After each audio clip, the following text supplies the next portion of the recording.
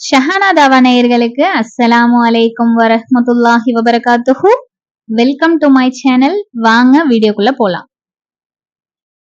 Hi friends, எல்லாருக்கும் அஸ்ஸலாமு அலைக்கும் வரஹ்மத்துல்லாஹி வபரகாத்துஹு. இன்ஷா அல்லாஹ் இன்னைக்கு நம்ம கிளாஸ்ல என்ன பார்க்க போறோம்னா, அரபிக் லாங்குவேஜ் பேசிக் வேர்ட்ஸ் எல்லாம் நம்ம படிச்சுட்டு வந்துட்டு இருக்கோம் இல்லையா. இன்னைக்கு அதோடைய பார்ட் 4 தான் பார்க்க போறோம். ஏற்கனவே நம்ம சின்ன சின்ன வேர்ட்ஸ் எப்படி சொல்லணும், எப்படி பேசணும்னு சொல்லி நீன்னு சொல்றதுக்கு என்ன சொல்லணும், நீங்கள் அப்படின்னு சொல்றதுக்கு என்ன சொல்லணும், என்ன எதுக்கு, இதெல்லாம் பத்தி படிச்சுட்டு வந்துட்டோம் இல்லையா. இன்னைக்கு என்ன பார்க்க போறோம்னா, நம்ம பேச்சு வார்த்தையில சொல்லக்கூடிய நார்மலா காமனா யூஸ் பண்ணக்கூடிய வார்த்தைகள், இன்னைக்கு, நாளைக்கு, நேத்து இந்த மாதிரிலாம் சொல்லுவோம் இல்லையா. இதுக்கு அரபில என்ன சொல்லுவாங்க அப்படிங்கறத பத்தி தான் நம்ம இன்னைக்கு பார்க்க போறோம். இன்ஷா அல்லாஹ் அல்லாஹ் எல்லாருக்கும் நல்ல கல்வி அறிவையும் நல்ல ஞாபக சக்தியும் கொடுப்பானாங்க. இப்போ வீடியோக்குள்ள போயிடலாம்.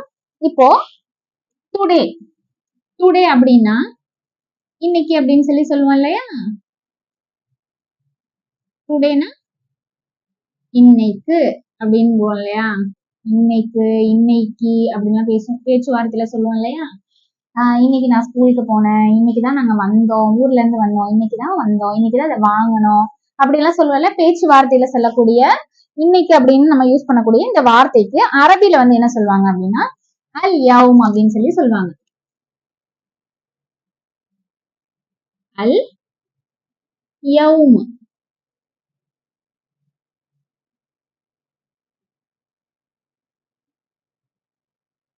அல் யௌம் இந்த அரபில எப்படி எழுதணும்னா, நான் இங்க எழுதுறேன், அதாவது சாரி இங்கிலீஷ்ல எழுதிட்டேன். அல் யௌம் அரபில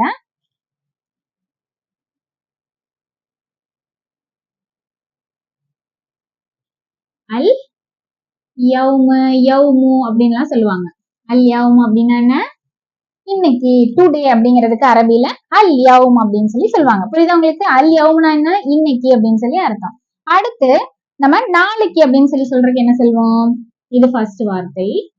அடுத்து செகண்ட் நாளைக்கு.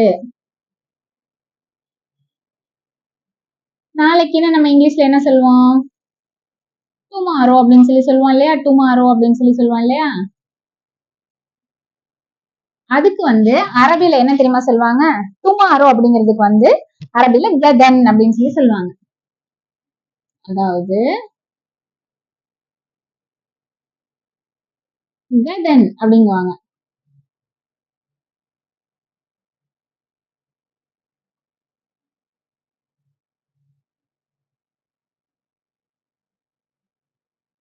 கதன் அப்படின்னா நாளைக்கு, டுமாரோ அப்படின்னு அர்த்தம். டுடேனா என்ன, அல் யௌம். அல் யௌம் அல் யௌம் டுடேனா அல் யௌம் இன்னைக்கு. அல் யௌம்னா இன்னைக்கு. அடுத்து கதன் அப்படின்னா நாளைக்கு. கதன் அப்படின்னா நாளைக்கு அப்படின்னு அர்த்தம். கதன்னா என்ன, நாளைக்கு அப்படின்னு சொல்லி அர்த்தம். புரியுதா உங்களுக்கு? அல் யௌம்னா இன்னைக்கு, கதன்னா நாளைக்கு. புரிஞ்சுச்சா?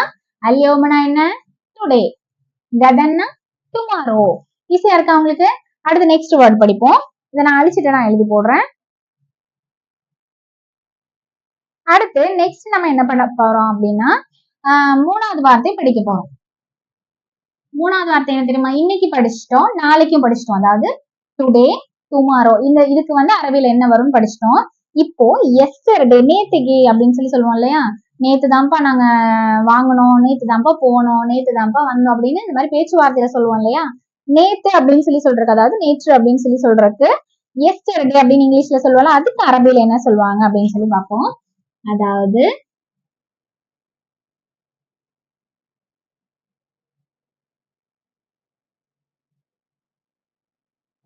எஸ்டர்டேக்கு என்ன சொல்லுவோம், நேற்று அப்படின்னு தமிழ்ல சொல்லுவோம் இல்லையா. இப்போ இதுக்கு அரபில என்ன தெரியுமா சொல்லுவாங்க, இதுக்கு அம்ஸ் அப்படின்னு சொல்லி சொல்லுவாங்க. அதாவது அம்ஸ்.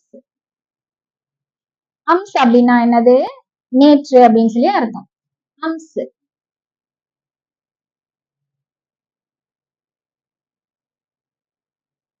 ஏஎம்எஸ்னு படிச்சிடாதீங்க, அம்ஸ் அப்படின்னு சொல்லி சொல்லணும். ஓகேவா? அம்ஸ். அம்ஸ்னா என்ன, நேற்று அப்படின்னு சொல்லி அர்த்தம். இன்னைக்குன்னு சொல்றதுக்கு நம்ம என்ன சொல்லணும், டுடே அப்படின்னா அல் யௌம்.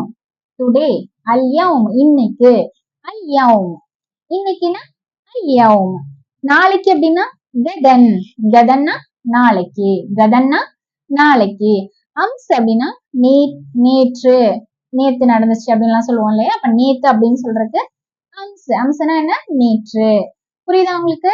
இன்னைக்குன்னா அல்யௌம, நாளைக்கு அப்படின்னா கதன், அடுத்து நேற்று அப்படிங்கிறதுக்கு அம்ஸ். புரிஞ்சுச்சா உங்களுக்கு?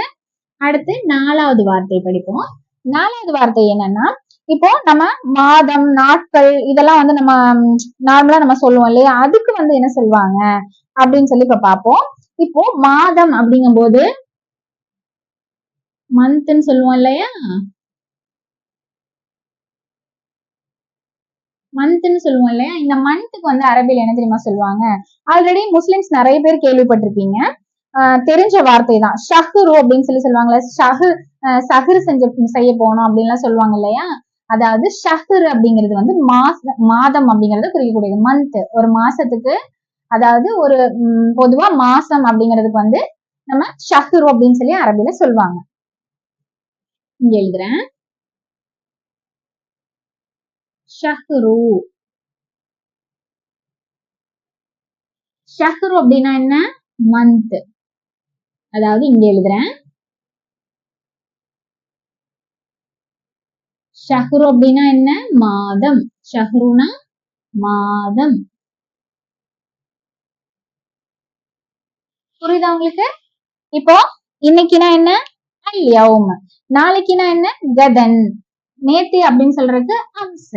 நேத்து அப்படின்னு சொல்றதுக்கு அம்ஸ். மாதத்துக்கு என்ன சொல்வாங்க?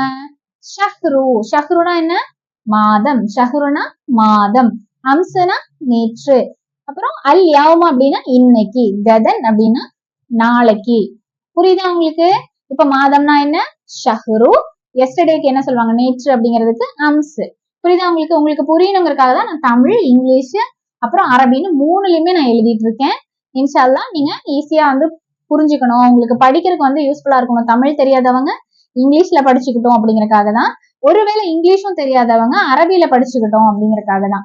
இப்போ அரபில இங்க ஷஹ்ருன்னு எழுதியிருக்கோம் இல்லையா? இப்போ ஷஹ்ரு அப்படின்னு இருக்கும்போது சிலருக்கு அரபி படிக்க தெரியும். அதோடைய மீனிங் என்ன அப்படின்னு சொல்லி கேட்கும்போது இங்க நம்ம என்ன பண்ணிருக்கோம்? இங்கிலீஷ்ல எழுதியிருக்கோம் இல்லையா? மந்த் அப்படின்னு எழுதியிருக்கோம். ஒருவேளை உங்களுக்கு இது படிக்க தெரியல அப்படின்னா மாதம் அப்படின்னு சொல்லி தெரியும் இல்லையா?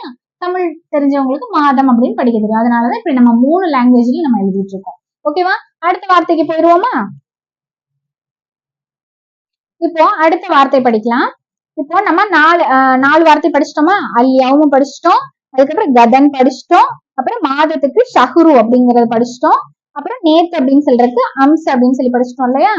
அடுத்த வார்த்தை வந்து என்னன்னா, நம்ம 5வது வார்த்தை படிக்க போறோம். 5வது வார்த்தை என்னன்னா நாட்கள் அப்படின்னு சொல்லி சொல்லுவோம் இல்லையா? டேஸ். டேஸ் தமிழ்ல நாட்கள் அப்படின்னு சொல்லி சொல்லுவாங்க இல்லையா? இதுக்கு வந்து அரபில என்ன சொல்லுவாங்க? அதுக்கு ஐயாம் அப்படின்னு சொல்லி சொல்லுவாங்க. ஐயாம். அயம் கிடையாது, ஐயாம்.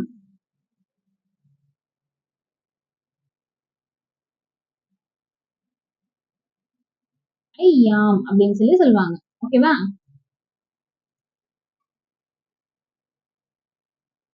ஐயாம் அப்படின்னா நாட்கள் அப்படின்னு அர்த்தம். ஓகே, இப்போ இன்னைக்குனா என்ன? அல் யௌம். அல் யௌம் அப்படின்னா இன்னைக்கு அப்படின்னு அர்த்தம். ஐயாம் அப்படின்னா என்ன? நாட்கள் அப்படின்னு அர்த்தம். டிஃபரன்ஸ் தெரியுதா உங்களுக்கு? அல் யௌம் அப்படின்னா இன்னைக்கு அப்படின்னு சொல்லி சொல்லுவாங்க. ஐயாம் அப்படின்னா நாட்கள் அப்படின்னு சொல்லி சொல்லுவாங்க. வித்தியாசம் தெரியுதுல்ல உங்களுக்கு? அடுத்து 6வது வார்த்தை. 6வது வார்த்தை என்ன தெரியுமா? இப்போ டைம். ஏற்கனவே நம்ம ஷார்ட்ஸ்ல நான் ஏற்கனவே போட்டிருந்திருப்பேன். தெரியாதவங்களுக்காக இப்ப நான் சொல்றேன். டைம்க்கு என்ன சொல்லுவோம்? டைம்க்கு நேரம் அப்படின்னு சொல்லி சொல்லுவோம் இல்லையா? டைம் என்னப்பா அப்படின்னு கேட்போம் இல்லையா? டைம் பாக்குறோம் இல்லையா? நம்ம ஒரு நாளைக்கு எத்தனை எத்தனை டைம் வந்து நம்ம பாக்குறோம், எத்தனை தடவை வந்து அந்த நேரத்தை வந்து கணக்கு போட்டுட்டு இருக்கோம், வேலையோடைய நேரத்தை. அப்புறம் நம்ம எங்கேயாவது வெளியில போகணும்னா அதுக்கும் வந்து நேரம் பார்ப்போம் இல்லையா? அந்த மாதிரி எல்லாத்துக்குமே வந்து டைம் தான் வந்து அந்த 24 மணி நேரம் தான் நம்ம லைஃப்பை வந்து தீர்மானிக்குது இல்லையா? இப்போ இந்த டைம் அரபில என்ன சொல்லுவாங்க அப்படின்னா வந்து வக்த் அப்படின்னு சொல்லி சொல்லுவாங்க. ஏற்கனவே ஷார்ட்ஸ்ல படிச்சிருப்போம், இதை தெரியாதவங்களுக்காக சொல்றேன்.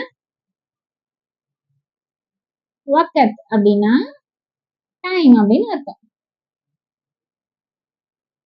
ஓகே, வக்த்னா என்ன? டைம். டைம். ஓகேவா? டைம்க்கு என்ன சொல்லுவாங்க? வக்கத். ஐயாம்னா நாட்கள். ஐயாம்னா என்ன? நாட்கள்.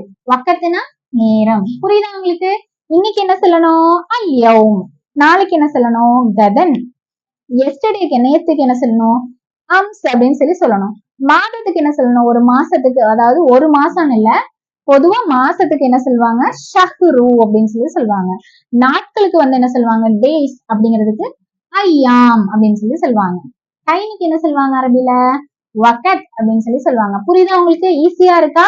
இன்னைக்கு நம்ம 6 வேர்ட் படிச்சிருக்கோம். அடுத்து பார்ட் 5ல நம்ம படிப்போம். அடுத்தடுத்த வார்த்தைகள் படிப்போம். ஏன்னா வீடியோ ரொம்ப லென்த்தா போயிடுச்சுன்னா உங்களுக்கு படிக்கிறதுக்கும் வந்து டைம் சரியா உங்களுக்கு செட் ஆகுமா என்னன்னு தெரியல. அதனால நான் பார்ட் தான் போடுறேன்.